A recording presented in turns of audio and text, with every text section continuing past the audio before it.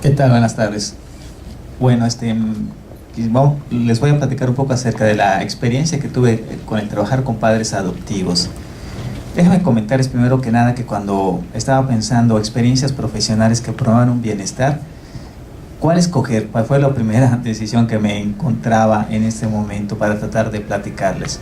Creo que una de las cosas que tiene precisamente la psicología es que hay muchas experiencias que como seres humanos nosotros vamos teniendo día con día y que pueden impactar en un bienestar, primero en un bienestar individual, para poderlo luego promover o extenderlo a un bienestar de la comunidad o de la sociedad. Una de las experiencias que mucho me va dando es este contacto en la parte clínica, en el aspecto de cómo ser yo mejor padre, cómo ser yo mejor hijo, cómo ser yo mejor pareja, en función de lo que veo que sufren, en lo que veo que me aportan, en lo que veo que voy teniendo cada uno de estos experiencias día con día.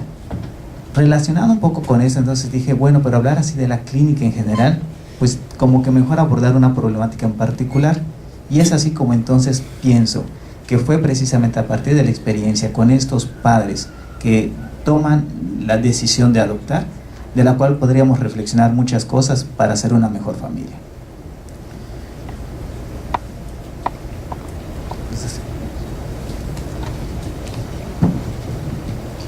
Bueno, ¿qué podemos aprender los padres biológicos de los padres adoptivos? Es lo que quisiera yo que al final vayamos como que a reflexionar un poquito. Primero que nada, ¿por qué estudiar la adopción? Bueno, me voy a volver a sentar.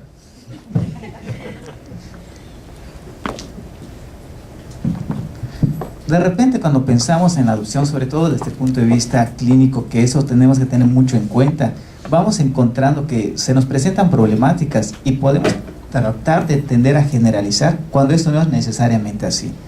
En relación con la adopción, yo había tenido una experiencia de que me iban a ver, obviamente, padres de hijos adoptivos que tenían problemas conductuales, y como que entonces se me quedaba la idea de que la adopción generaba de alguna manera algún tipo de problemas por el simple hecho de ser hijos adoptivos. Bajo esta misma premisa empezamos como que a considerar que es importante no estudiar, se da mucha como que preparación previa al proceso de adoptar, es decir, una pareja decide adoptar y pasan por una serie de estudios, de experiencias, de evaluaciones, por así decirlo, para ver si son buenos padres. Y una vez que se decide que sí, se le dan al hijo, pues como que ahí en adelante se van. El por qué trabajar con padres que ya han adoptado es precisamente un poco porque se considera que es muy importante tratar de dar un seguimiento precisamente cuando ya están ejerciendo esta paternidad. Entonces un poco el porqué de esto surge tratando de dar respuesta a esta situación. O sea, ¿qué cosas pasan realmente aquí en Mérida, aquí en Yucatán, con respecto a los papás que ya han adoptado?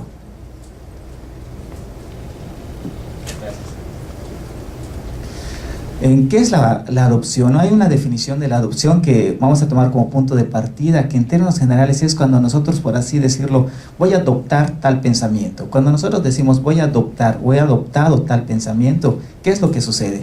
En primera instancia sucede que es algo externo a la persona, es algo externo a mí, está fuera de mí.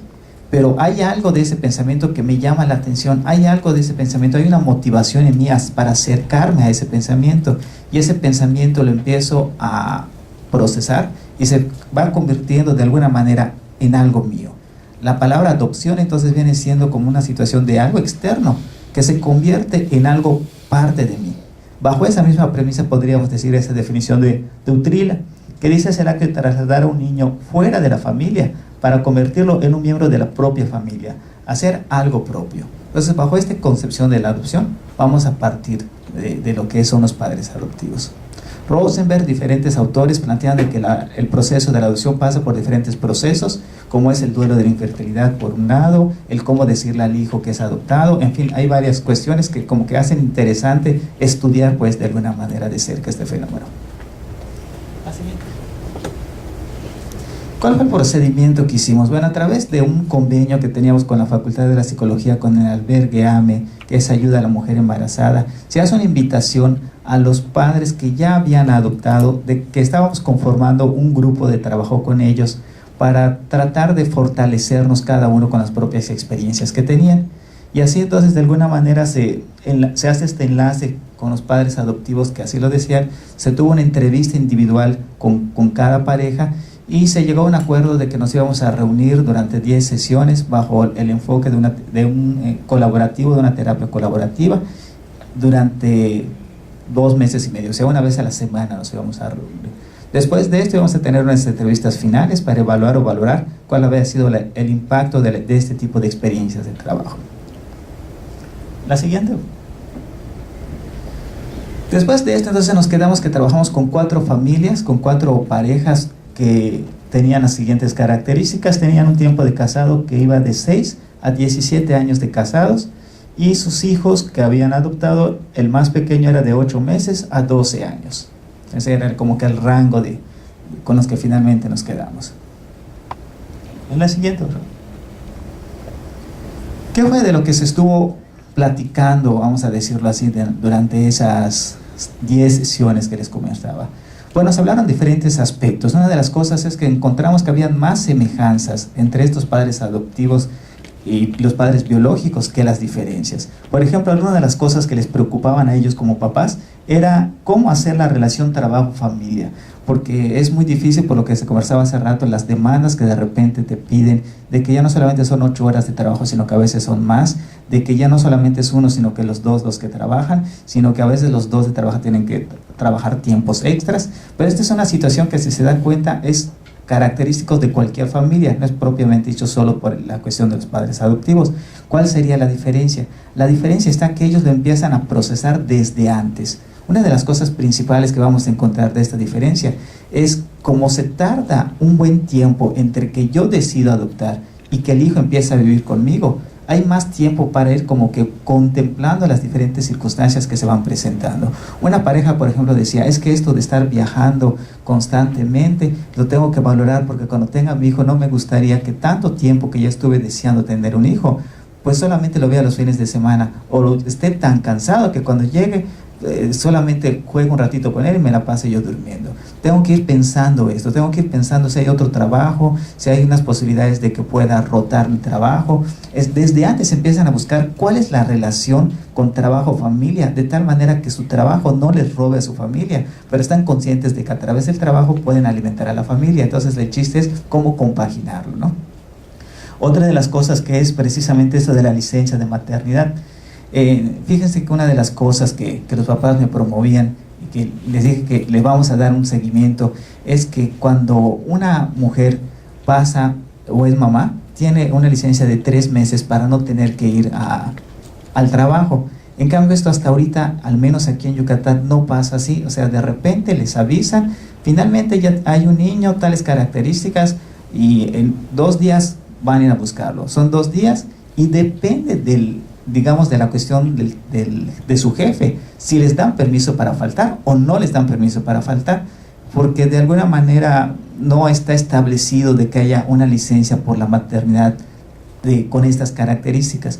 Entonces ellos decían que esto de alguna manera pues es más difícil, porque de repente, por ejemplo, un caso rápido, si no se van a pasar los 20 minutos en las primeras láminas, de un caso de que se había tomado, ya estaban en lista de espera y esperaban y esperaban. Entonces dijo, me tengo varios días económicos que ya los estaba acumulando para cuando llegara esto, porque les digo, como que una característica es que tienden a prever bastante. Cuando llegara el niño, pues yo tenga el tiempo para estar con mi hijo.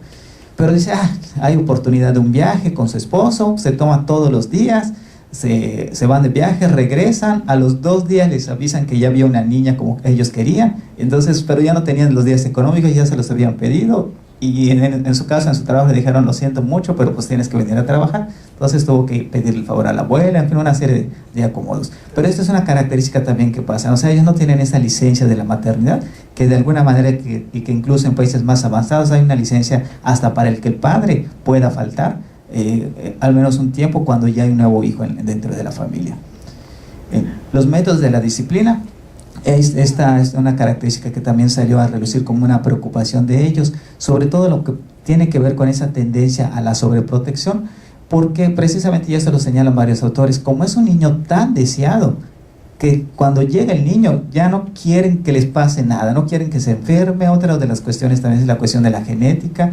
Como no saben muy bien los antecedentes de la genética, pues hay que alimentarlo muy bien, hay que darle muchas vitaminas. Entonces hay esta cuestión de la disciplina que van tendiendo un poco a lo que es a la sobreprotección, y eso les preocupa un poco también como padres, ¿no? Y en general algunas tareas propias de la familia integrada por la adopción, en particular la cuestión de: le debo de decir que es adoptado, cuándo decirle, cómo lo va a tomar la familia, cómo lo van a tomar las otras personas que nos digan es mi hijo, pero ven que el físico es un tanto diferente. Ese tipo de cuestiones de alguna manera les iba como que preocupando. Gracias. ¿Qué fue lo que fuimos encontrando a través de las entrevistas y de las sesiones? Algo que de alguna manera nos sorprendió gratamente, que es el encontrar de que este grupo de parejas tenía un elevado porcentaje de fortalezas más que de preocupaciones y dificultades. Ahorita no les comenté un poco porque no iba mucho al caso, pero la metodología que se utilizó fue la metodología fenomenológica, con un análisis de contenido en función de las expresiones que iban diciendo. Teníamos, éramos dos personas, dos psicólogos que estábamos frente al grupo, teníamos a dos estudiantes y ellas iban transcribiendo, todas las sesiones transcribían, y luego entonces se fueron como que clasificando, esto es una fortaleza, esto es una preocupación, esto es una dificultad, y lo que se encuentra es que hay un mayor índice de fortalezas comparado con preocupaciones y dificultades que tenían. Entonces resulta que a lo mejor la familia adoptiva puede tener más fortalezas que las familias tradicionales, por llamarlas de alguna manera. En la siguiente hay una lámina en donde se puede ver este resultado. Si se dan cuenta ustedes, la lámina de fortalezas es mucho mayor, dificultades en segundo lugar, temores y otros que no se pudieron clasificar propiamente dicho, pero más del 50% de las intervenciones de repente tendrían que ver un poco más con cuestiones que se adoptaban como con fortalezas. La siguiente.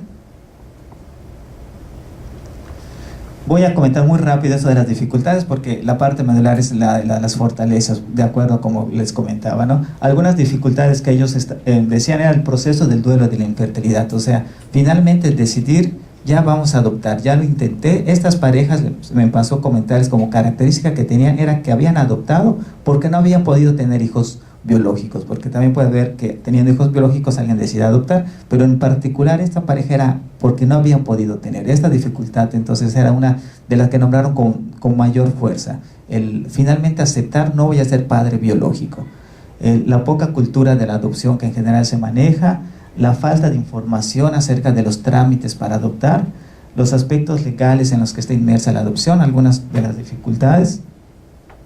Siguiente. Aquí más bien las voy a comentar.